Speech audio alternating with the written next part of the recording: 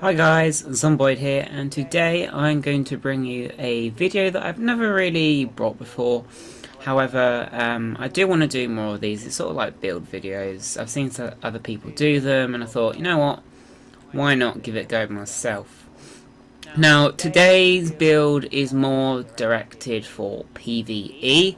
Um, it's not the greatest for PvP, so if you're only interested in PvP builds, then probably the best time to switch off is now. However, if you're quite interested to see what build I'm going to show you today, then let's go. Right. Now, this is not a finished build. The main problem I got with finishing this build is survival isn't out. And you get survival caches when you've got like 4 items in them. It's pretty much... it's not a bad build, to be fair. I would change this final measure chest piece for a holster and then run a Barrett's bulletproof chest piece, but for those who know, the Barrett's bulletproof chest piece is extremely hard to get, and the only way that we can get it at the minute on PlayStation 4 is through the Lexington Event Center, and I have done so many missions, so many times that mission, and I still haven't got it. So I thought, you know what, I can just show you and tell you what I'd change. So, as you can see, my main stats, like, I got 4,800 firearms, which is just enough to get my talents, and I've put pretty much everything rest into stamina. I haven't got any rolls for electronics apart from my holster, which of course does all 3. But yeah, for the sorry guys. For the chest piece, I'd switch that for a holster, and then have the bulletproof vest. Now, I'm using a specialised backpack which has firearms, armour, and ammo capacity. Now, as you can see, I had to roll ammo capacity. This isn't a bad roll, and it's not a bad base armour roll either. I think the armour might be able to get slightly higher on that, but I thought I'd choose armor instead, and then I'm just using Seeker Mine damage, explosion radius, stuff like that for the performance mods and just stamina mods. All my gear's got stamina mods that I brought from the vendors when it was in the vendors. If you guys missed them, I'm sorry. You can buy the blueprints. But yeah, I get a final measure holster. I don't have one yet, and I put it in there. Some people may prefer Savage Gloves, where you could have... I've got a final measure backpack. I got quite good Savage Gloves, but I prefer Specialized because I feel it gives you more. The more skill power is probably more worth it. The Savage Gloves are great, but if someone's in like on the smart cover, it's going to give you nothing. So, and more people I have seen using smart cover, not necessarily as like they did before to be invincible, but if they're going to use something like the what's it called? The FAMAS. If they're going to use the FAMAS, the smart cover helps them out so much, and it becomes lethal. But no. So yeah, or you could change for a mask, a Ferraro's mask, if you keep bumping into people using flame turrets. Ferraro's mask can be very powerful, and also it's helpful towards fighting cleaners in the cleaners for PvE. Now, I'm just going to go over the basics of what I've got rolled on my stuff. Forget the holster, because all it is just armour and then just some normal stats. That's quite a nice holster, to be fair, nice defense holster. Of course, the 4-piece bonus for final measure is diffusing the grenades.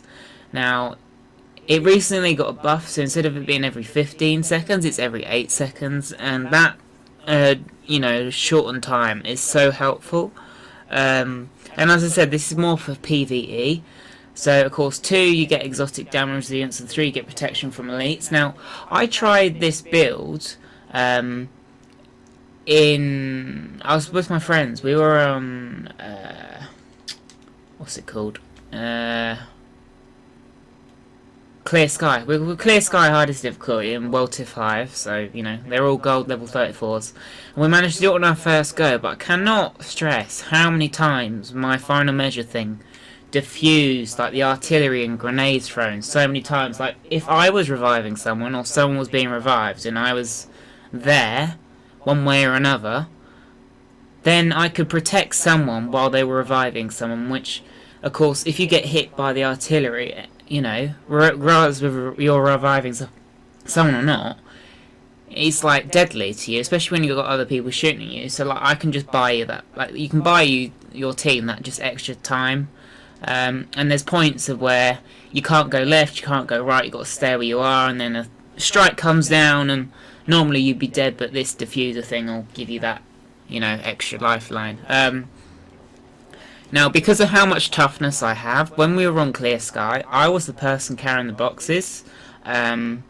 Because when you normally find when you're on Clear Sky and you pick up the boxes, is that they'll start hitting you with the artillery. Now, unless you use a defense before you pick the box up, you won't get out of that circle before it goes off. So this final measure basically just helps you with your walking, because normally what happens is the strike comes down with your defensive and then it'll knock it out of your hands and then you're wasting time. With this, it'll just, you know, you won't have to worry about it, and then once you started moving, it's fine. And then the 3 pieces protection from elites, which is just will essentially take me above like 500 toughness against these guys. Now, for gear that I could other slot in, I've already sort of talked about that, but just for normal gold stuff, instead of having like the special named stuff, for this I could have like a robust chest piece, or a vigorous chest piece. I could have a sturdy holster, so like when I'm in cover I get, you know, more armour, and, you know, general stuff like that. Knee pads, the grenade knee pads, so of course the named ones, I can't remember what it is, but it's just the, you know, 0.2 of a second of use time. If you were to use that for PvP wise in the dark zone, that'd be very powerful, because of course people throw grenades at you and you throw them back, and then you can defuse them and to basically just take their grenades, which I think is quite cool. But that's the rough idea of what's going on there. For the mask, of course, I got enemy armor damage. It's quite important. Health, I would rather I have something other than health, but health just makes me that little bit tougher. So, you know, it's going to do little, but it's a good thing that I got the enemy armor damage and its stamina. I just rolled extra stamina, as you can see. On the chest piece, we got more health. I don't have ammo capacity, so I could really do with a vest with ammo capacity, but I've got armor, and that's what I chose. I just tried to get a little bit higher, just give me that more toughness. It was quite a low roll. Right, on the gloves, I think you would have already seen, but we got crit chance, crit damage, health on kill. Now, health on kill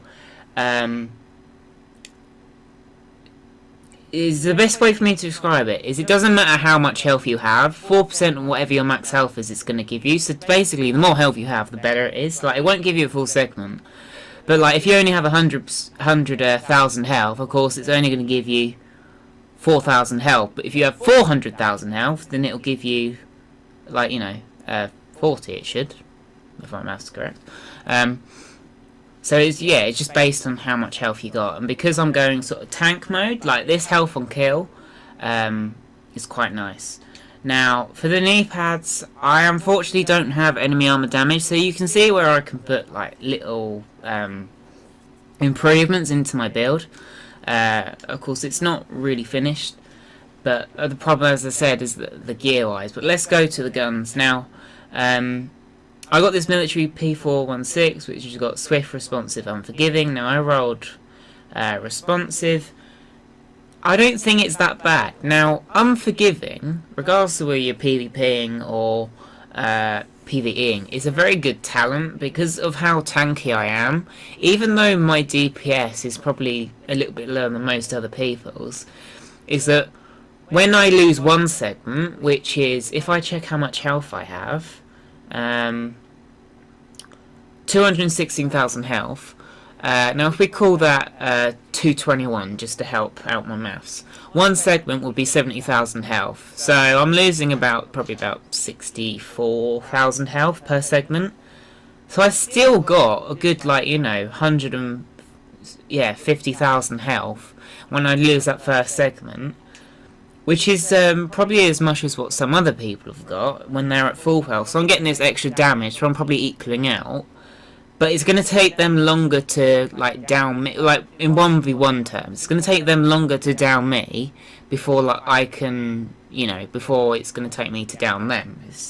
But I'm just going to win overall. It may be drawn out a little bit longer, but I'm going to get the better of it. Now you could use like a tenacious mask here if you don't have the Ferrero's one.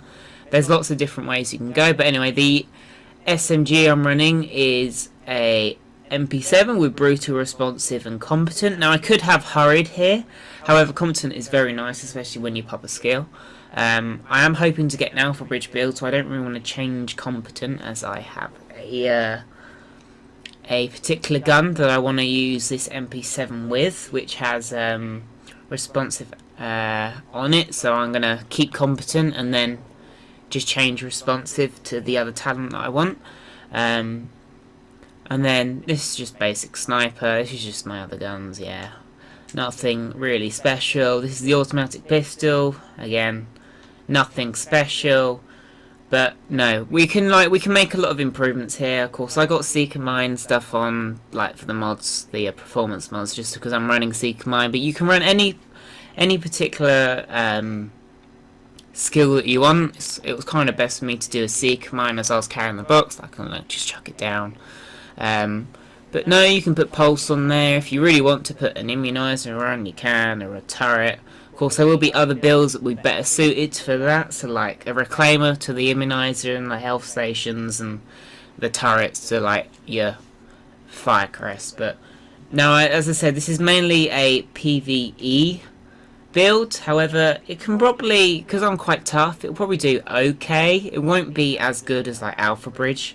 It definitely won't be as good as Alpha Bridge, but considering how powerful grenades are, whether it's from an NPC or a player, this is definitely going to save you once or twice, and it will help your teammates out as well. Because like if your teammate's down and they're just going to try and throw a grenade to kill him off while you're reviving him, you know, you can get that revive in, and the grenade will not go off, and you'll get an extra grenade if you've got room for it. So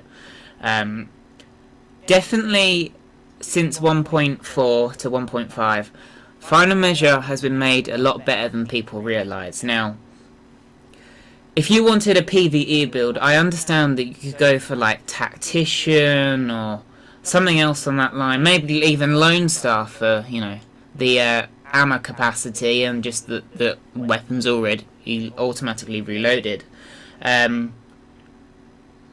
However, Final Measure, when you're getting hit by so many grenades, now it doesn't matter what you're running, if you keep getting constantly hit by grenades, it is very, very annoying, and it can end up either burning you through your medkits and heals and all sorts of this, and possibly even an ult, and then down you, or it could just generally affect your whole teammate if someone goes to revive one person and then they kept being hit by grenades. It's just incredibly annoying, especially with how powerful they are, especially the frags.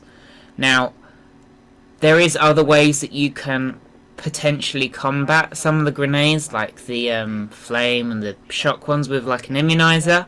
However, in a PvE or a PvP basis, you don't know what grenade they're going to chuck at you. You don't know whether it's going to be a flashbang, a shock, a frag. Final Measure, it doesn't matter what grenade it is, it will sort it out. As long as they don't throw two at you, which, of course, a single player can't throw two grenades at you at once. Two players, yes. However, you're going to cut that half in damage. If they've thrown two grenades at you, two would probably kill you and anyone near you off. It's just going to be one. Or it's going to be, the damage is going to be minimised. And especially with this exotic, don't forget that exotic. That 25% exotic is all damage that isn't basically bullets. So, NPCs like axe guys or anyone like meleeing you, it's going to be reduced, and the grenades are going to be reduced because it's not bullets. As for like incendiary grenades and shock grenades, that's different because that comes under like the shock damage and the burn damage. However, exhausted does sort of slightly help with that anyway. But that's pretty much all I want to say. This build does need a lot of improvement, and hopefully when I get the gear that I need to improve it, I can show you. I wouldn't expect that too soon though, because, well, we don't get survival until like the 20th, so it'll probably be sometime after then, because me going through Lexington to try and get this bulletproof chest piece isn't really finding it I'm not really finding it very successful. But guys, if you have enjoyed this video, if you have managed to stick to the end, then leave a like on the video if you could. That would mean a lot to me. But until next time, don't stop slaying.